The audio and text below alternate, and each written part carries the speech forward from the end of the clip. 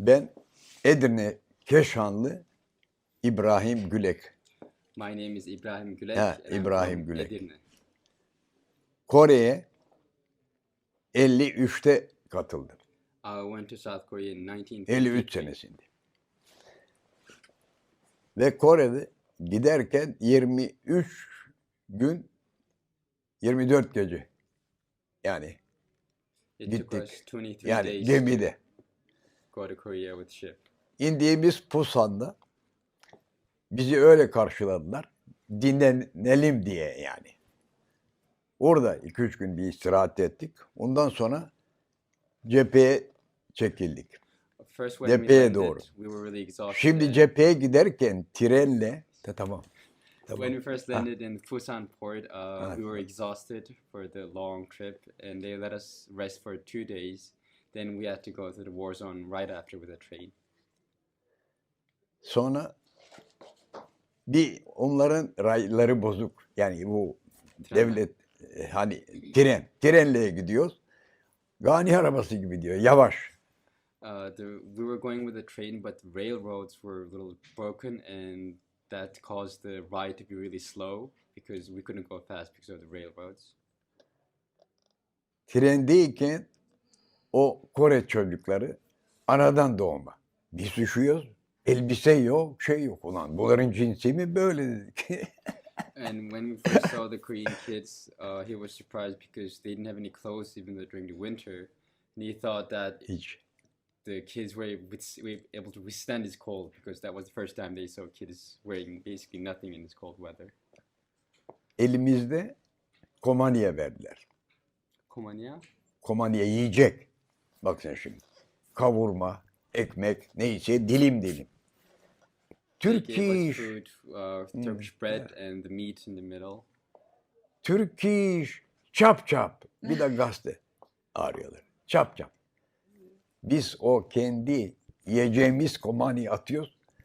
Bir şey kalmadı. Bunlar birbirine atlıyorlar 10 tane. O ağzına koyacak, öbürü yakalıyor, öbürü yakalıyor. Yani o kadar ağaç insanlar. He would basically give the food, and they would all try to take the food, basically, and like they would take the food from someone else's mouth. That was how the situation was. Bunları gördüğümüz zaman şöyle candan harp ediyorduk. Yani hiç ölüm aklımıza gelmiyordu. Bunda. And when they saw this, they didn't think about their own deaths at all. Evet.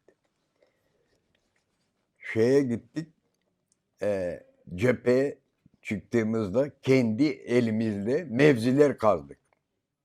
When we first reached the war zone, we had to dig our own cover ourselves. Bütün ellerimiz patladı. All our hands were all destroyed and bruised because of digging a lot. Yer altında gidiyoruz. We were walking around underground. Şeyde ne zaman hoş kişiydim 7,5 kilo ağırlığında silah. And the gun was 7.5 kilograms that we were carrying everywhere with us. Onunla 7 tane hedefim vardı. Böyle gazetede. İstediğim yere ateş edemiyorum. I could not shoot anywhere. It was a long range rifle, and I had 7 targets that I had to hit. Üsteğmen en yüksek noktada subayımız. O şu hedefe ateş edeceksin. Yani 250 mermi takıyorum, şerit. Hiç parmağı indirmeden tarıyorum. Biz de karanlıkta bir şey görmüyoruz. And his lieutenant told him to shoot a specific target, but he had 200 bullets in his gun, in his rifle, and he would keep shooting at that area, but he could not see anything because of the dark. Yani 2-3 tane o 250 mermi attığı zaman namlu ısınıyor, yedek namlu var. And when Hemen he shoots ısınıyor. a lot of bullets, the rifle gets really hot, and he has to change the rifle as well. Kuma gömüyor, soğusun. Soğuduktan sonra ama gene devam. En aşağı 1500 mermi, 2000 mermi harcıyorum. And he had to constantly change those rifles and put one of them underground in order for it to cool down. Then every night he would spend around 1,500 bullets shooting at those targets. Üsteğmenim diyorum. Biz ateş ediyoruz ama karavana ben bir şey görmüyorum dedi. Yani biz bir şey görmüyoruz. And he went to Ama his lieutenant. iki tepe böyle karşılık. Two hills Gülek. basically, and he would shoot at those areas, but he told his lieutenant that he could not see anything. Gülek gel yarın saat 10'da nereye ateş ettiğini gör. And his lieutenant told him that tomorrow morning you'll see what you're shooting at. Gittim yanına uyuyor sezlongda. Gece harp, gündüz harp yok. Sadece gece. And it's night time, and he went to his lieutenant, and he was sleeping in his bed. Böyle ellerini tükürükledi, gözlerini balıyor. Sezlongda yatıyor. Geldin mi Gülek geldi. Aldı dürbün. And Biliyorsun. the lieutenant in the night, he went to his lieutenant and he woke Dürbünü him up, and he took the binoculars to. ayarladı.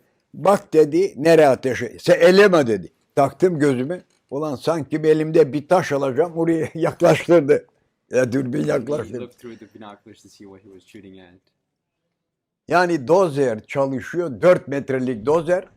Ben çöp şey diyor zannediyorum sana yemin ediyorum. Nedir bu çöp?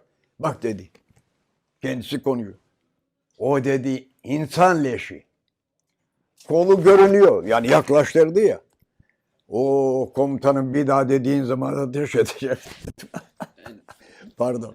Yani demek istediğim böyle bir şeylerle karşılaştık. And when he looked through the binoculars, he saw a huge hill.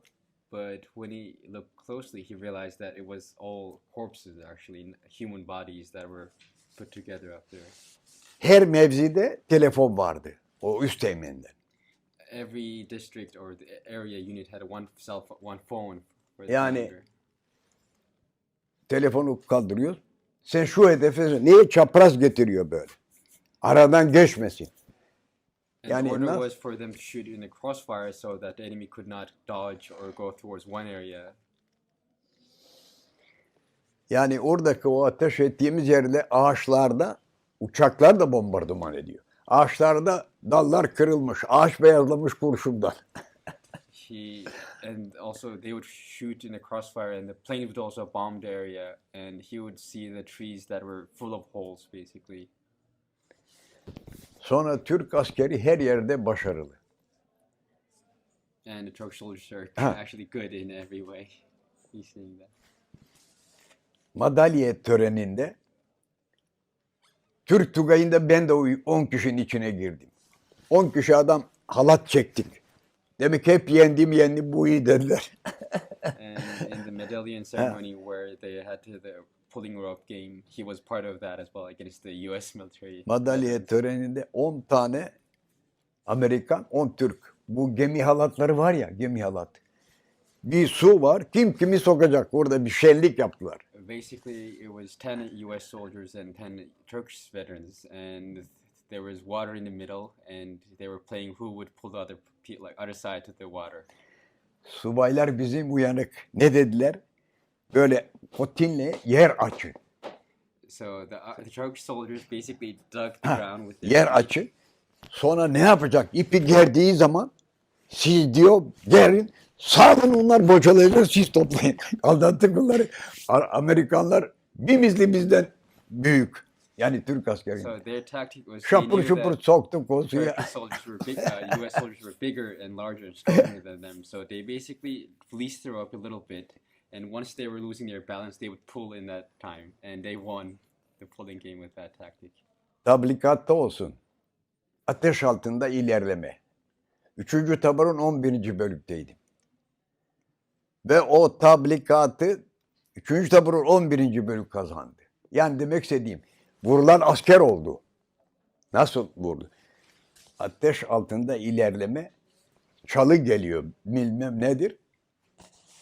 Ve o çalıdan kaçayım diye arkadan adam çünkü ateş etmezse kaybedecek. Ama ateş etmiyor. Öyle denk geldi ben Karaçalı'nın ortasından girdim ve tablikatı öyle kazandık. Bütün kan içindeyim. Bunu dürbünlerle İngiliz var, Amerikan var, İtalyan var. Yani onun için diyorum Türk askeri her yerde başarılı. In the war in the Tablikat. in Tablikat. Basically, there were U.S. or English soldiers a lot, but they were hiding in the bushes and trying to pull back. But the Turkish soldiers would just charge in, even though they did not fear anything. And he forced himself to go straight in the line and under bushes. That's why the Turkish soldiers won that small battle in that area. Sonra o madalya töreninde bana bir başçavuş, Amerikan başçavuş, hani burada kolda başçavuş biliyorsun, rütbesi.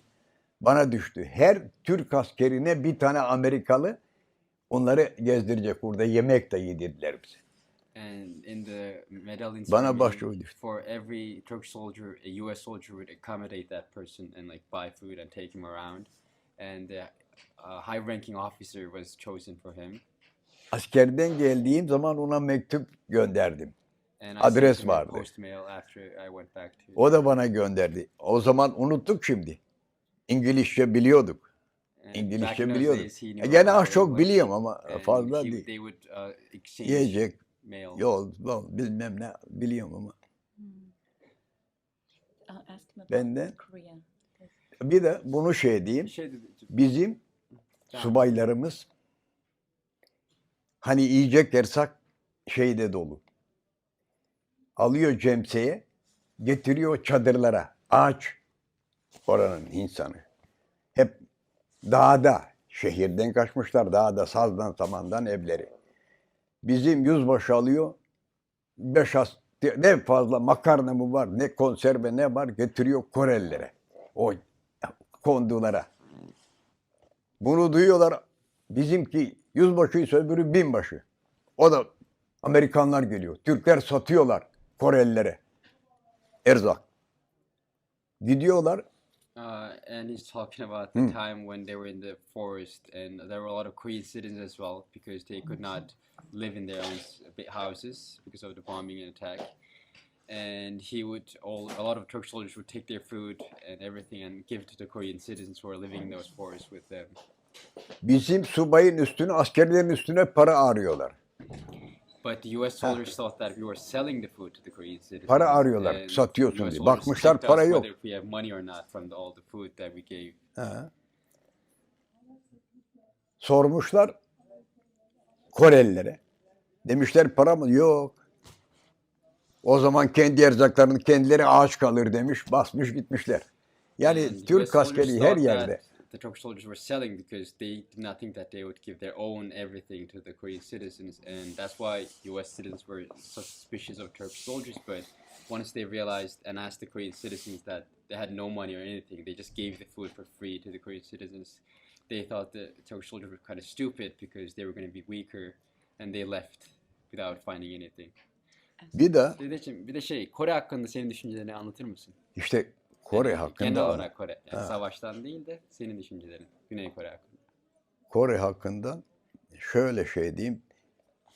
Koreliler yani Türkleri çok tuttuğu için yani burada biz de onları seviyor sanki bir kan kardeşimiz. Yani Korelileri. Koreans loved us a lot back there, and it feels like we're blood brothers, basically. Başka ne Nasıl diyeyim? hissettin peki? Kore'ye bir daha döndün mü? Ha döndüm. Peki, Döndüm nasıl bir daha. hissettin? Neler yaptın? Valla kaç senesindeydi o döndük be? Ben unuttum. Kaç senesinde beraber gittik. Kaç senesinde gittik oraya? Ben mi? Beraber gittik o sene. 1900 Kore'ye gidince Beraber. 1999. Ha 99. They went back to Korea in 1999. 1999'da beraber gittik. Ben Öyle. Ankara'ya geldim. Tabii. Öyle karşıladılar, o kadar olur.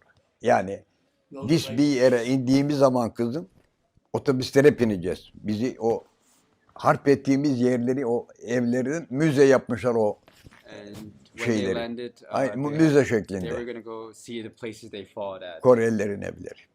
Korelilerin evleri müzeye çevirmişler. And they turned those houses into museum, and he was going towards those areas with other veterans as well, Anlatır. Mezarlıklara gittik. and to the graveyards. Bizim kafileden 165 tane şey vardı, mezar.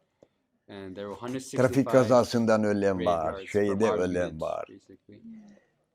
Biz ilk çadır kurduk şeye gittiğimizde erzak dağıtıyor çavuşlar. Bak erzak dağıtıyor. Sigara, çiklet, bilmem ne, cilet, millet. Çadırdan geldi o şarapnel parçası. Birisinin koluna, birisinin beynine. Edirneli Sebahattin Çavuş. And he's talking about Onun time beynine gelen o şarapnel o kurtulamadı. Öbürü koluna gelen kurtuldu. when he was in a tent Hatta in the onu war. buldum. Şeyde ziyarete gittiğim zaman bize gül verdiler mezarları. Onu buldum orada dayanamadım gözyaşlarıma. He's talking about when he Mezarını. visited back to the graveyards of the other people who died. He saw one of his friends who died in a tent when they were together, and there was a bullet shrapnel that fell from the top. Yeah. And one went towards his head, so his friend died, and he saw his grave when he went back, and he cried when he saw that. Gözyaşlarım böyle ağladı. Çok iyi bir adam. He was a really good person that passed away, his friend. Is he buried in the United Nations Pusan Cemetery? Pusan'daki mezarlıkta mı? Ha, evet Busan'daki. Tell him, O anıta gittik. tell him şey what ettik. is his name? İsmini soruyor arkadaşınızın. Vefat eden. Ha, Sebahattin Çavuş. Sebahattin. His last name? Edirneli. Ha, ben İbrahim Gülek. Hayır. Sebahattin soyadı Çavuş mu? Yoksa Çavuştu. Sebahattin Çavuştu ya. Çavuş. Tell him when I go to the United Nations Pusan Cemetery, I'll visit him too. O da Pusan'a gittiği zaman oradaki mezarlığa, o da sizin arkadaşınızı ziyaret edecekmiş. Ya çok mezarlık hoşumuza gitti. Ben orada namaz kıldım. Şimdi abdest aldık dediler mezarlıkta. Ben orada gazetecileri geldi Kore'den. Hemen çimenlik. Ne güzel ben orada 2 rekat namaz Allah rızası için kıldım. It's actually not customary, but Dedim abdestim var da ama he neye prayed for olmazmış Allah in mezarlıkta. that graveyard. Biz abdest aldık sonra dediler mezarlıkta şey mi o namaz mı kılınır? Valla ben kılacağım. Kendi başıma gazetecileri geldi çektiler beni. Ben kendimi görüyorum şimdi. Çok zaman. People are wondering İnternetim why would var. he do it, but he said, "I Kendimi don't care, I iki want to sefer pray." gördüm. Kendimi görüyorum internette. And he sees himself online where he's praying in the graveyard for them. İşte o tablikat, o şeyi de 2 yerde kendimi gördüm. Ne dediler? 60 sene, 70 sene sonra kendinizi görürsünüz burada. Basically, he's seeing in the internet that he went back after 60 years and saw his friends and he prayed for God.